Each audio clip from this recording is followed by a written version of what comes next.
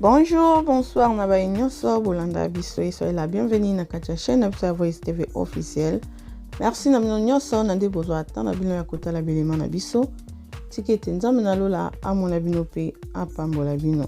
Voilà la famille, lelo toza na recette na biso oyo ezali ya mélange ya misuni na dongo. Alors ensemble to découvrir comment to réaliser recette na biso ya lelo. Voilà pour la recette na biso ya lelo toza besoin ya taba na biso. Toza na mabumu na biso. Toza na mitema. Toza na dongo.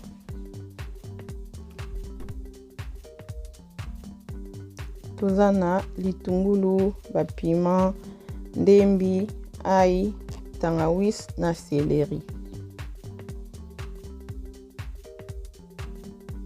Toza na tomate.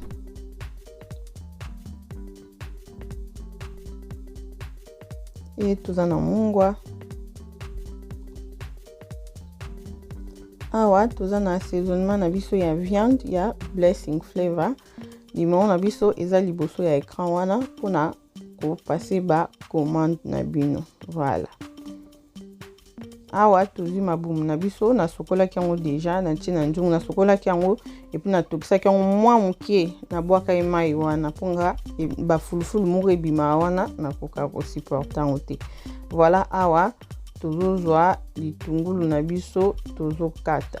Mais soki osali na ndenge sepesaka oso moni ko yo sepelaka na mai wana okokino toujours kolamba na ndenge esepesaka ozo obligé te ya kotokisa mwa muke obwaka mai wana.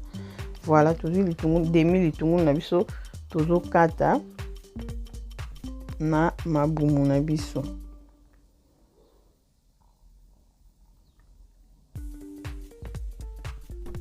Voilà, donc na tokisa ki on na tokisa ki on mingi te. Et puis na yoko zo amunga na biso na che. Donc na tokisa ki on ka juste moi ba na kolo ba moi ba 4 minutes kaka et bimisi moi full wana ya likolo wana bimisa ka pona zuma wana na bwaki na passer. Voilà a toche to yoko chango na moto to tika ngo etoka avant tout les kana étape na biso mosusu. Voilà awa mabumu na biso etoki ba 30 minutes na moto. Donc na bakisa moi mai na sima caméra et voilà toye kozwa po ezali ntaba na biso toche. Donc na tokisa ki directement ensemble te sinon te taba elinga ki lemba vraiment makasi. Donc po na ngai na ndenge na lingelaka mais soki mutu musu yo zaki olingano vraiment misuni no lemba makasi okoki kosala na ndenge oyo kozala bien po na yo. Et tu kozwa mitema na biso pe toche mais étape oyo tokocha mai nanu te parce que taba ekobimisa mai. Voilà totika ngo etoka. Voilà juste pour nana laxabino taba na biso ebimisi mai.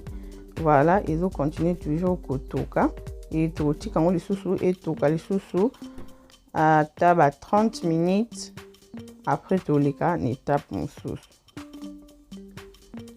Voilà la famille awa tozongi toye kosala sauce na biso.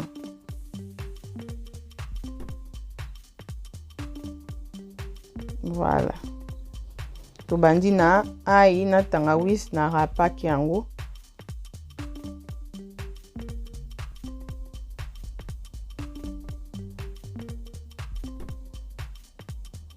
Tokangi ail na tangawis na biso oyo na rapaki yango.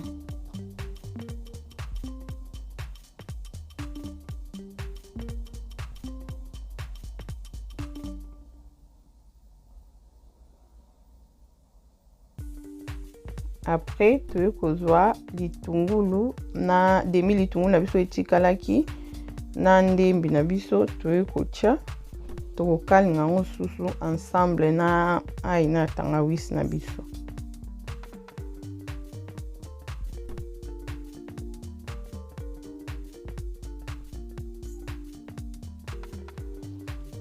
Voilà après avoir kokalinga yango tozwi tomate na biso tonikaki toye kocha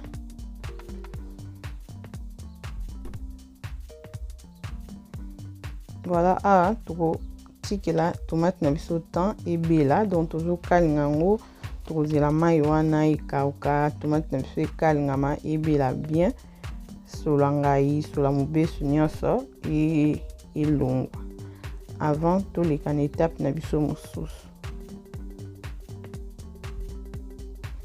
Voilà la famille, tomate na biso ebeli, tokangi tomate na biso na biloko nyonso oyo totiaki ebeli,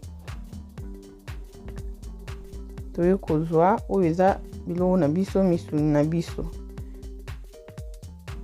toye zwa dongo na biso nasali dongo mingi te, juste mwa moke, mais ezo dépendre na yo okoki kotia na quantité oyo ekosepelisa yo.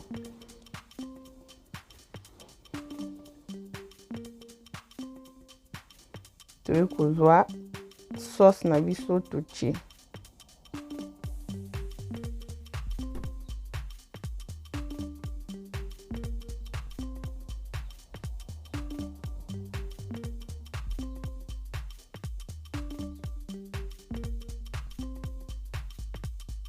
après tozwi assaisonnement na biso ya viande ya Blessing Flavor, totie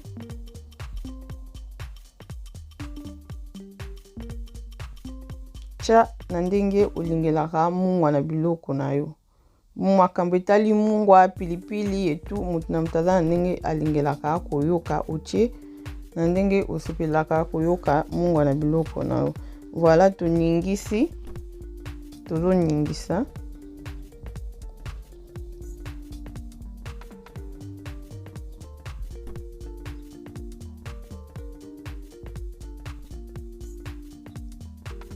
Après tofinika, totika ngo etoka, après tozonga. Voilà la famille, biloko na biso yango oyo etoki vraiment bien, toyesko pona to balola.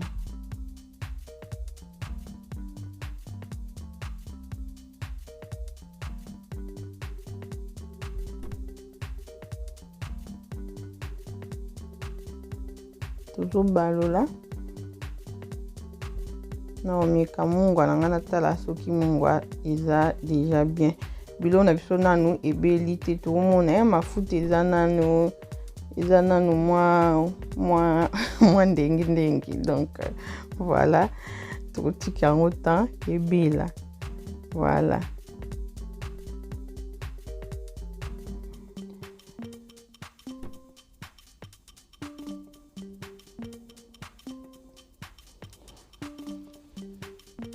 après avoir kobalola bongo tozwi céleri na biso na bapilipili na biso oyo tolakisa bino toye kotia. Après siko tokofinika, tokotika yango mafuta wana nyonso emati wana bandeko na kolongola yango, parce que mafuta eza ebele na kolongola yango. Voilà la famille, tozongi tomoni même bapilipili na biso na céleri na biso échanger couleur, et puis nazwaki temps na nga ya kolongola mafuta wana na sima ya caméra. Vraiment mafuta na longo mafuta ebele, parce que na sala sauce tabali lisusu ezalaka vraiment na mafuta ebimisa mafuta, donc na longo là qui vraiment mafuta ebele. Biloko na biso komi vraiment presque na suka. Voilà,